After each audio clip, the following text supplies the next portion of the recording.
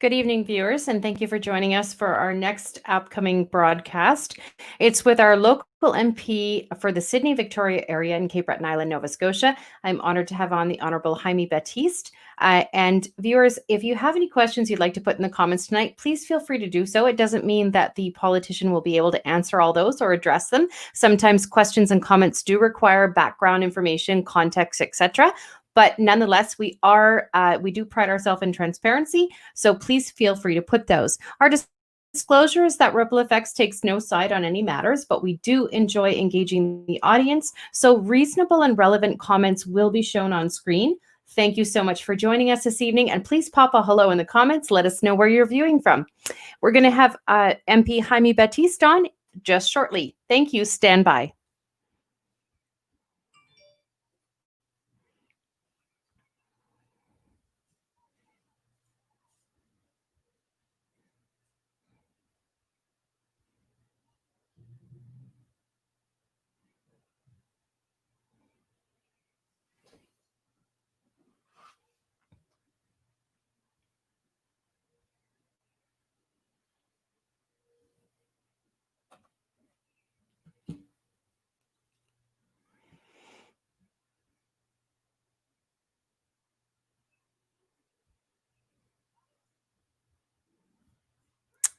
All right, we're just going to bring him on. Good evening, Honorable Jaime Battiste. How are you this evening? I'm doing great, Rebecca. How are you doing this evening? Can you hear me? Good, thanks. We had a lovely day in Cape Breton. I'm not complaining about the weather. No, it's great. I think this is the first interview we've done where there's still daylight out. And it's good to I believe so. Just to feel that sense of summer almost around the corner. It is. It's very nice. So I want to welcome you to our broadcast. You had a shout out, personal shout out of gratitude from the Honorable Minister Bernadette Jordan the other night. She wanted to thank you publicly for all your work in the fisheries and for working relentlessly along with Mike Callaway. So I just wanted to pass that along. I know you have an extremely busy schedule between caucus and House of Commons and joining in discussions on, I don't even know how you keep up with it. And you're a family guy at the same time. So I just want to give you a shout out of thanks myself. Oh, I appreciate that. It has been a very hectic past, 70 days. I don't think that the government in the history of Canada has ever announced this many programs in this short of a time. Not only that MPs have to understand, but all our staff as well. And it's still a working process. Every day we're finding out about Canadians who need help, and we're doing our best to make sure that no one's left behind. And we're just trying to make sure that we're able to survive this, not only health-wise, but financially as well. Yes, I agree. And I don't know if you have all the updates yet, and no worries if you don't, but I couldn't help but notice that the Prime Minister announced some announcements today for our Indigenous families, communities. Do you have any updates on that, Jaime? Well, absolutely. I mean, one of the first things that we've noticed is that we did a first round of money for urban Indigenous people, and that's where people living off reserve that weren't getting the supports. When people are on reserve, they can sometimes rely on chief and council, mental health, or the health centers in their communities. But sometimes when they're in urban locations like Halifax or Winnipeg or Saskatoon, they're not eligible to get the same supports. And a lot of the concerns that we were hearing were about women fleeing violence and the supports that were needed for Indigenous women to feel safe during COVID. And so we put an additional, we started with 15 million, but we realized that there was just so much demand out there. And so today we went forward and put 75 million out there. And this is for mental health support. This is for groceries, for those who need. This is for homeless shelters that are serving Indigenous people. This is for Indigenous women who are looking to shelters for this time, because I couldn't imagine having to be, in a toxic relationship where for 70 days you're told stay indoors, stay in that house without any kind of break. And so we realized as a government that we really needed to do more. I sit on the Indigenous Northern Affairs Committee, and some of the stories we were hearing from Native Friendship Centers across Canada, as well as women's shelters, was just it was clear that we needed to do more. And I was really glad that our Prime Minister was able to make that announcement today. It was, and I did notice that about the homeless. And I also noticed another grant for nonprofit groups. Do you happen to know any updates on that, Jaime? Yeah, the nonprofit organizations that are helping with essential services right now? Rebecca, I'm sorry, but I kind of didn't catch most of that question. It kind of was. Oh, I'm sorry. My apologies. The grant for nonprofit groups. Mm-hmm. Oh, the grant. The grant for nonprofit groups. I know one of the things we've been in contact with people from across Canada, from YMCAs to a lot of the different groups that have been looking for help. And one of the things is that we wanted to make sure that they're able to get it. Okay. Specific programs. I know that a lot of the programs that we're looking at right now are helping the most vulnerable people, and those are our seniors as well. Yes. Is it making sure that we're getting groceries to them, making sure that anything they need, because right now they still are the most vulnerable group out there, that we're doing our best to make sure that we minimize the amount of travel, we minimize the amount of people that they have to run into, and so that we don't have that spread of COVID to those people who seem to be at this point the most affected by it. And we're in this for the long haul. So the more programs, the more things that we can do to get people to get help for those vulnerable people, it's an important part of what we're doing as a government. And it's one of these things, and I've told people that even if there was a virus found today, it would still take months for us to vaccinate everyone, months for us to process this, and so that we're in this for the long haul. And I'm hearing things like people are canceling things in September and in October, and that's just the reality, is that these large events, even though regions like ours in Cape Breton has been doing well, we've only had one case in the past 3 weeks, I think, but we still can't have these large gatherings. We still have to be vigilant, and we're doing our best right now just to make sure that people aren't left out. And so I'm kind of interested in the question, because I know we've helped a lot of people. There's been a lot of programs. I have a binder about this thick of the different programs of the different people, from seniors to students, the fisheries. I mean, I was just myself and Mike Galloway were just so happy about that announcement that we had been doing everything we could to try to get all of our caucus colleagues in cabinet to realize how important the fishing industry is, and what we were going to go through this year. And so there's so many different groups. We know that we're still waiting to figure out what we're going to do for seasonal workers. Our Cape Breton, our peak season is May till October, and because of what's going on with COVID and the lack of travel and the lack of borders being open, we're just not going to have that peak season that we had. And so one of the things that we've been discussing is just making, the things that we're asking for is, and I've been asking for is that, we take all of those who were on EI and just carry it forward to 2021, because we know that if not for COVID, those people would have worked in the seasonal industries. If not for COVID, these people would have had peak seasons where they would have made money.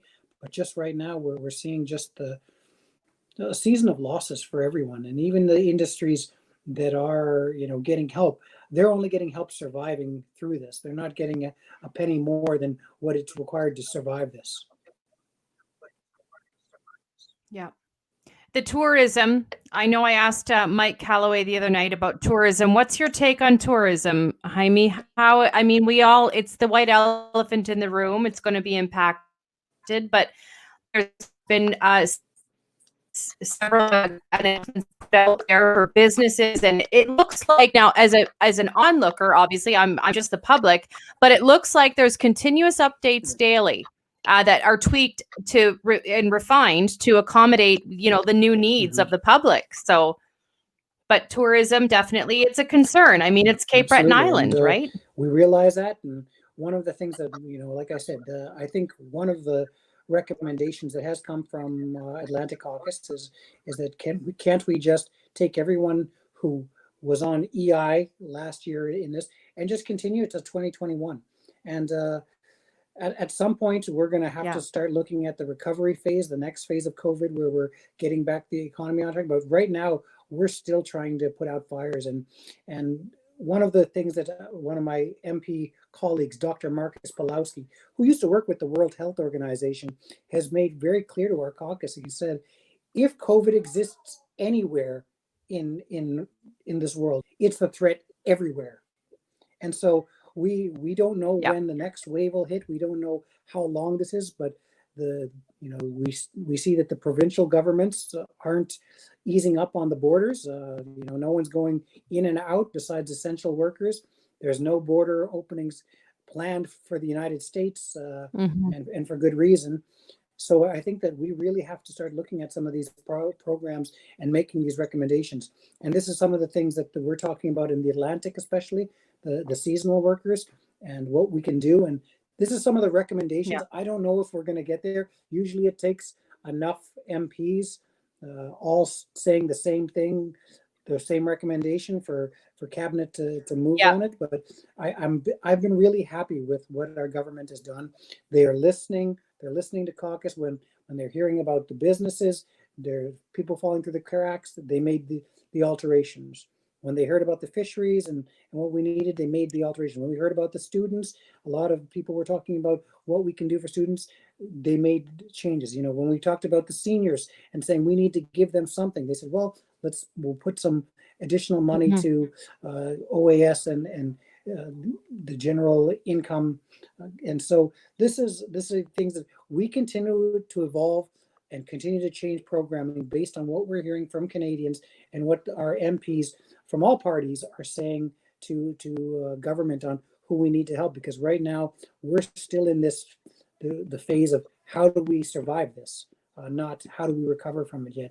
And so I hope that we start being able to talk about recovery soon, but we're still trying to figure out where all the holes are. It's kind of like trying to plug holes on a ship while you're on the water. There's all kinds of water going inside, and you're trying to stop it from sinking, but you're trying to plug as many while you're on the water. And so at some point, we hope to start plugging holes when we're out of the water. Yes. Now, Jaime, I've been interested just in the difference of what is it like to serve as an MP in a remote area in comparison to like the difference you would notice in a bigger center. Like, do you feel like you can? I mean, your voice is representing the island, and do you find that you are able to resonate or not resonate, get across the complexities that comes with a remote area in Canada?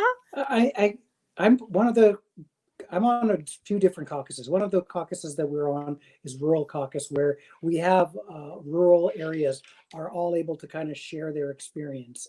And that's something that we Cody Blois, who's also from Nova Scotia, King's Hants, is the chair of that, and from Nova Scotia. And so, we get to meet with our fellow MPs who do represent large rural areas. And for my riding, it's kind of half rural, half municipal, because Sydney is also the largest, kind of second largest municipal area in Nova Scotia. So I feel like I have both worlds of rural as well as city, but also 3 reserves in which I live in one of them. So we also have Indigenous caucus. So it's always coming to each of those caucus, listening to your colleagues, listening to what are some of the issues, and sharing what are your issues and what you're hearing from the various constituents, the various areas. And I feel like I have one of the most beautiful ridings in Canada, and I'm very fortunate and wouldn't want to be anywhere else.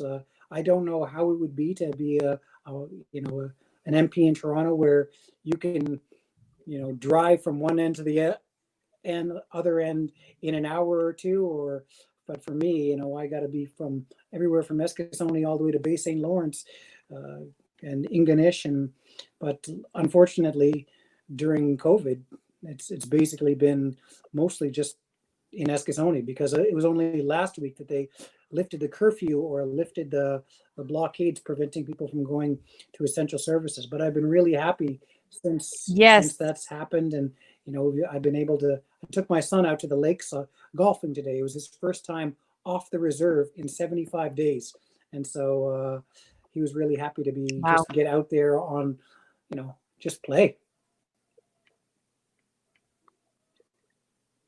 And that leads me to my other question, and these are just improv questions because I really appreciate your casual conversation. Is there anyone in your community specifically that you'd like to give a shout out of acknowledgement to? Anyone? You know what? One of my best friends is the chief of the Eskasoni community. Leroy is always looking out for people. Every night he goes on Facebook Leroy. Live. I don't know how he does it, and we're talking to I've people watched doing them. it. Yep. And I do the videos, but I don't do them live Yep. because I want to know what I'm saying. I want to prepare for it, and I want to give as much information as I can in that 4 to 5 minutes where he does switches back from Mi'kmaq to English but but I know one of the things is that he's trying his best to keep the community safe. In Eskasoni, it's a different reality. Like anywhere with a lot of poverty, there's a lot of people under one roof. It's not uncommon for 7 or 8 to 10 people to live under one house in Eskasoni, and if one person was to get that, that means that they transmit it to everyone else. So he had to be extra vigilant for his community, and luckily it worked. And it's worked so far for Cape Breton as well. I mean, I've gotten calls by different people to say, "Oh, Jaime, you should be telling them to shut down the causeway and all of these things." But I think that in Nova Scotia, besides that one Northwood area long-term home with the tragic situation there, I think Nova Scotia and the Atlantic has fared well. But I think that's one of the benefits that rural areas like this are having, is that that COVID isn't so easy to spread as places like Montreal or Toronto or these big municipalities that it can spread so quickly. Mm-hmm. No, I agree. It's and I can't even imagine, but living in a bigger center.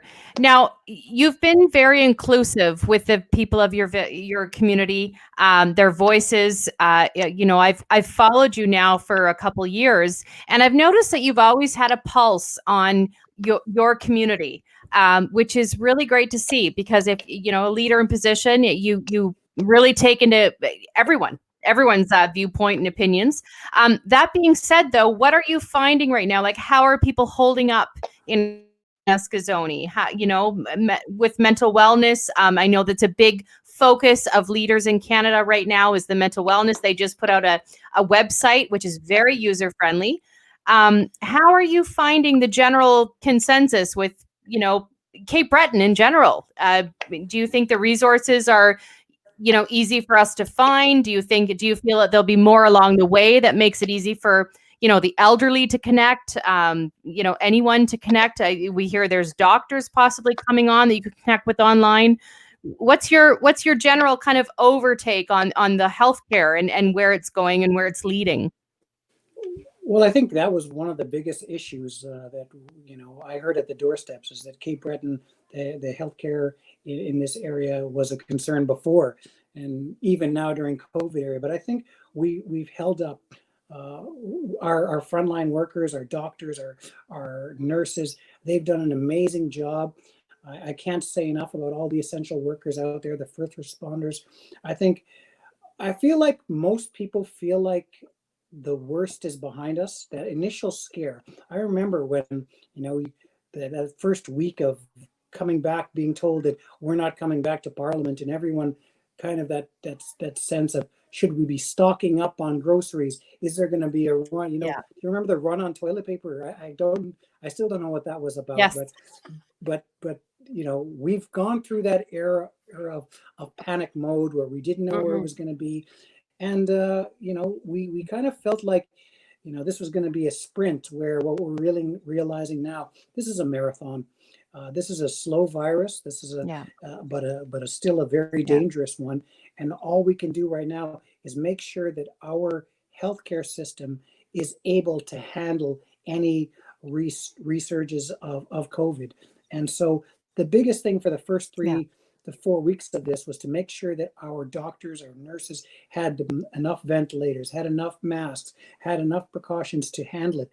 And now we've got to the point in Canada, I think, that we even have places in Cape Breton building ventilators. We have places in Cape Breton that are looking at different ways of delivering healthcare virtually, so that you don't, and that can assess the symptoms virtually rather than in person. So we've come a long way in this 2 months by necessity, and I think we've stepped up to the challenge as Canadians. And if we look across the world in terms of the largest economies, the G7, I think that we've flattened the curve quicker than anyone except for Japan. And so with these large economies, and so and it was one of the things that we've always believed as Canadians, is that our health care was important. We put more money into our health care. We put more money into our doctors than we did into the army or military. And this is one of those things with the war that we had to fight in 2020 was against a global pandemic and a disease. And it was fought most part by our doctors, our nurses, and those frontline essential healthcare workers. And I think they did a great job and we haven't won yet, but I feel like we've done so much in the past 2 months. And I feel like everyone's been working together. I have to say, I've been working with the mayor, I've been working with the warden, I've been working with MLAs, whether they were liberal or not, the NDPs, we're all on the same page. We were all Team Cape Breton, Team Canada, and we were all doing what we needed to do to help each other. And if there's anything that we can, I hope that we come out of this, is that ability to have that, to look at each other and say, we're all in this together. We're all Canadians. When I don't want to say, when it hits the fan, I'm going to censor myself. When it hits the fan, that we're all Canadians working together. And I think, I hope that we can continue with that. And I've seen, the way that we're interacting through virtual parliament, it's the most civil that I've seen it as an MP. When you get into that house and you sit there and you're listening to them, the back and forth and the heckling and all of these things, it just seemed so immature. But now with this, it forced us to really look at the way we do things as parliamentarians and saying, I know it's great that we all want to have that zinger against the other parties, but it became apparent that we had to work together. And I think for the most part, even with the minority government, we're working tremendously together in this country. And I think it's everyone doing their part. Well, you kind of answered my last question. I wanted to ask you, what is it about Cape Breton that you truly appreciate? And I think you did answer that. But in closing, Jaime, what is it about Cape Breton that you appreciate? What I've always loved about Cape Breton? It's about the quality of life. It's about neighbors caring for each other. It's about, it's not always about dollars and cents that makes people happy. We are gifted with one of the most beautiful areas. I always say, I've lived in the same house for 40 years. I wake up every day, I open my curtain, and I see the Bredora Lake 200 yards away. And I could be living in fancier homes and fancier places, but if you have that view and you're satisfied with it, and you like your neighbors, and you just know that everyone's going to look out for each other when it comes down to it, I think that's an important thing. And I think Cape Breton is one of those places that puts a high value on helping each other, supporting each other, caring about each other, and when we need it, we're always going to step up to the plate and help each other out. I want to say thank you so much, Honorable Jaime, for coming on tonight. And thank you to your staff as well. Thank you to Sean Tobin for facilitating this. And we look forward to having you on again. Okay. See you, Rebecca. Take care. Have a good night. Okay. Thank you, viewers, for watching. That's MP Jaime Battiste from the Sydney, Victoria area. And he lives and resides in Eskazoni. Eskazoni is the largest reserve on Cape Breton Island and has a lot of detailed history. So I challenge you tonight to just pop Eskazoni in your Google bar, check it out. Beautiful people in Cape Breton, beautiful place to live and be, and quality of life. I agree with what Jaime just said. Thank you for watching, viewers, and thank you for letting us know where you're watching from. Even if you watch this later, #replay always helps us out. Have a great evening, and this broadcast is officially over.